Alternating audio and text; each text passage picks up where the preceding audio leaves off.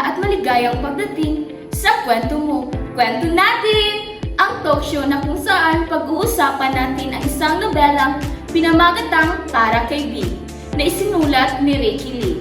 Ito ay tumatalakay sa buhay pag-ibig ng 5 babae na kung saan sa 5 umiibig ay isa lang sa kanilang 5 ang magiging masaya. Sila ay dumanas ng kanya-kanyang kasawian, ngunit sa bandang huli ay nahanap din ang kanilang sariling kaligayahan. Sa episode na ito ay tatalakayin natin ang ika-6 na kabanata at ito ay pinamagatang Ang Totoong Kwento sa Totoong Kwento. At ako nga po pala ang inyong lingkod, Venus Love H. Pipito, at ito ang Kwento Mo, Kwento Natin! At ngayon, meron tayong 3 mahuhusay na panauhin na handang magbahagi ng kanilang mga pananaw sa nobelang Para Kay B sa ika-6 na kabanata. At ngayon, salubungin natin sila sa isang masigapong palakpakan.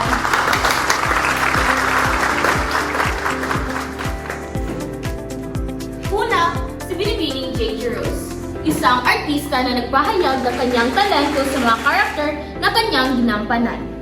Pangalawa, si Binibining April, isang guro na nag-aalay ng kanyang buhay sa pagtuturo sa mga kabataan. At panghuli, si Ginoong Clark Cortina, isang manunulat na nagpahayag ng kanyang talento sa pamamagitan ng pagsulat. Hello, Binibining J.J. Rose! Kumusta naman po ang iyong buhay? Okay lang, ito, patuloy pa rin sa buhay. Mabuti naman po kung ganon. Kayo, Binibining April, kumusta po ang buhay pagtuturo? Eto, okay lang, mahirap pero kinakaya para sa mga kabataan.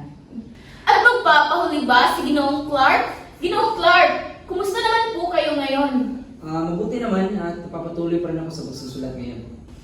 At ngayon ay talakayin natin ang nobelang Para Kay B, Binibining J.J. Rose. Sa Kabanata 6, sino-sino ang mga tauhang makikita o mababasa roon? Okay, maraming tauhan sa Kabanata 6. Makikita doon si Lucas, ang manunulat, si Sandra, na isa sa babaeng kabilang sa umiibig.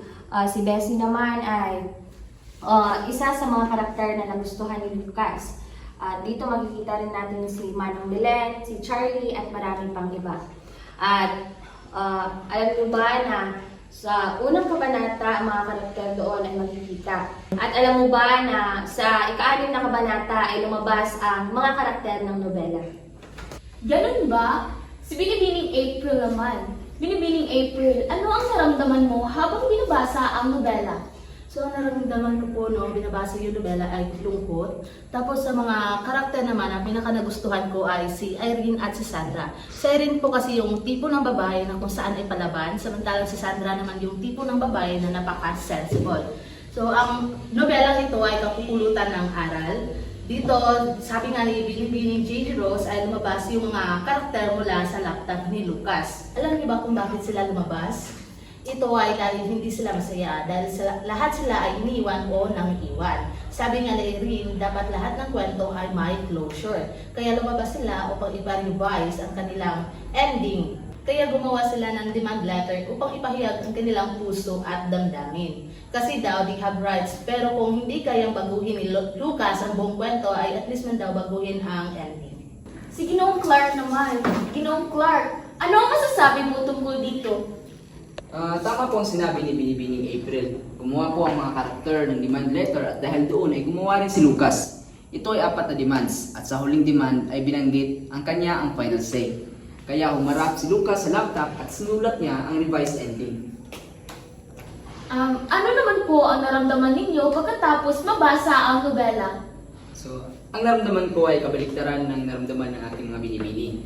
Sapagkat ang sa akin ay kaligayahan.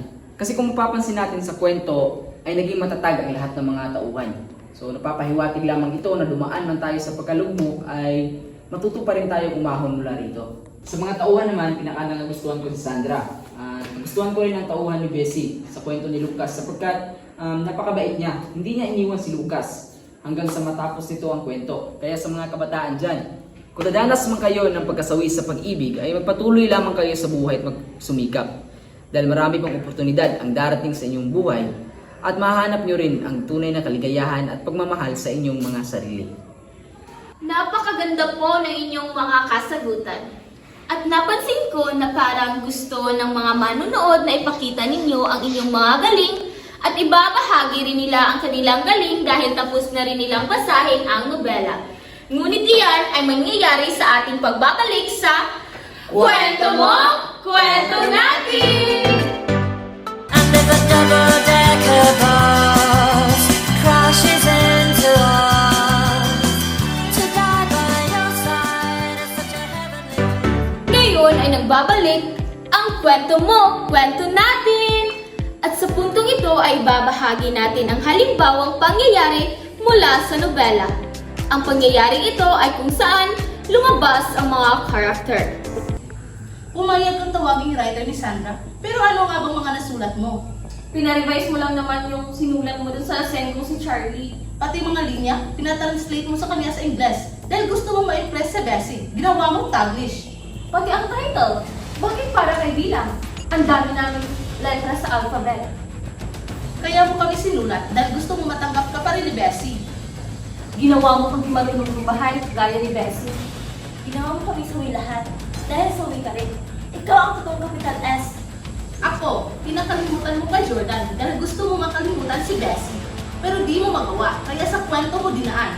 5 stories lahat, 173 pages, 36,646 words.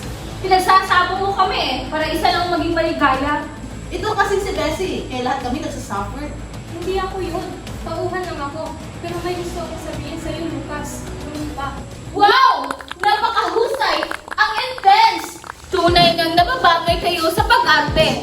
Maraming salamat sa pagbabahagi ng inyong galing at sa inyong pagbabahagi ng inyong mga pananaw ukol sa nobelang Para kay B.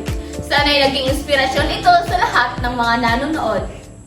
Ang nobelang Para kay B ay isang nobelang naging inspirasyon ng iba. Tinalakay man dito ang kasawian ng 5 babae, ngunit sa kabilang banda ay pinapahiwatig nito ang katatagan nila na dumaan man sa pagsubok ay patuloy pa rin naging matatag. Kung ikukumpara natin ito sa tunay na buhay, ito ay magkasing tulad lamang. Lahat tayo ay dumaan sa kasawian sa buhay, pag-ibig, ngunit patuloy pa rin tayong nagsumikap at nagkatayo sa kabila ng lahat. Sa anumang pagsubok na dumaan, patuloy tayong lumaban at magsumikap dahil ang tunay na pag-ibig ay nagsisimula sa pagtanggap natin sa ating mga sarili at pagmamahal na inilaan natin para sa ating sarili upang makita at maramdaman natin ang tunay na kaligayahan. Bawat pagsubok ay hindi hadlang, bagkus ay gawin natin itong inspirasyon para maging matagumpay at lumigaya. At siya nagtatapos ang ating kwento sa araw na ito. Maraming salamat sa inyong pagsubaybay at muli, ako sa Venuslav H. Pipito ang inyong lingkod at ito ang Kwento Mo, Kwento Natin! Maraming salamat!